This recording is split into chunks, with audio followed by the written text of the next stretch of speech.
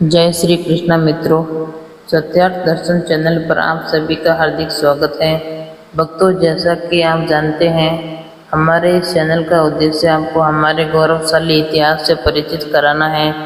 हम यहाँ आपके लिए ऐसी पौराणिक कथाएं और गाथाएं लेकर आते हैं जो न केवल रोचक होती हैं बल्कि जीवन के अनमोल सबक भी सिखाती हैं। इसी श्रृंखला को आगे बढ़ाते हुए आज भी हम आपके लिए एक ऐसे प्रेरणादायक और गौरवशाली इतिहास की कथा लेकर आए हैं। इस कहानी को सुनकर आप अपने महान अतीत को और गहराई से समझ सकेंगे। भक्तों, आज की कथा एक ऐसे पराक्रमी सम्राट की है जिनका नाम सुनते ही शौर्य, न्याय और असाधारण बुद्धिमत्ता की छवि उभर आती है। यह कथा है एक ऐसे राजा की जिनके नाम पर विक्रम संवत की स्थापना की गई, एक ऐसा कालखंड जो आज भी उनकी अमर गाथा का प्रतीक बना हुआ है। तो आखिर कौन थे यह महान सम्राट, उनका जीवन कैसा था और क्या है उनकी अद्भुत और प्रेरणादायक कहानी। आइए आज की गाथा में हम आपको इस रहस्य से परिचित कराते हैं। सज्जनों, आज की कहानी हमारे गौरवशाली इतिहास से जुड़ी हुई है। इस कथा से आपको बहुत कुछ जानने और सीखने को मिलेगा, इसलिए आप सभी से नम्र निवेदन है कि इस वीडियो को अंत तक अवश्य देखें। तो चलिए आपको आज की यह प्रेरणादायक कहानी सुनाते हैं। भक्तों, बहुत समय पहले की बात है। प्राचीन उज्जैन, जिसे अवंतिका नगरी और मालवा प्रदेश का नाम से भी जाना जाता है, उसी अवंतिका नगरी पर एक चक्रवर्ती सम्राट महाराज गंधर्व सेन का शासन था। राजा गंधर्व सिंह की दो पत्नियां थीं।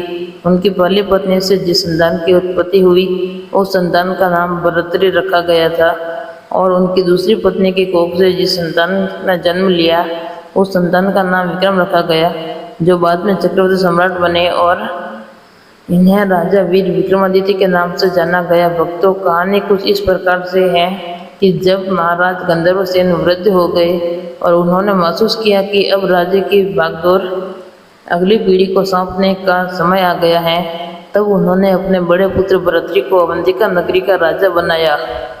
और क्योंकि उस समय ऐसी परंपरा थी कि राजा को जो सबसे बड़ा पुत्र होता था, उसी के हाथों में राज्य सत्ता की भागदौड़ सौंपी जाती थी, इस कारण से राजकुमार भरतरी अवंतिका नगरी के सम्राट बने और उनके छोटे भाई विक्रम को रक्षा मंत्री नियुक्त किया गया, ताकि वे अवंती नगरी की सुरक्षा को और भी मजबूत बना सके।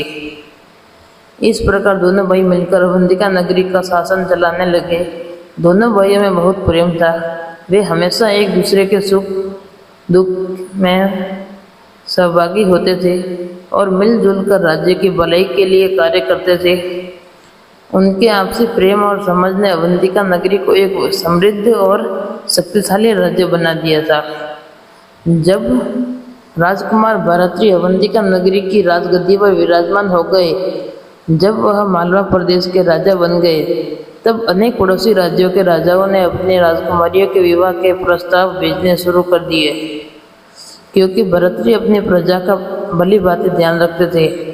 उनकी न्यायप्रियता की चर्चा दूर दूर तक फैली हुई थी।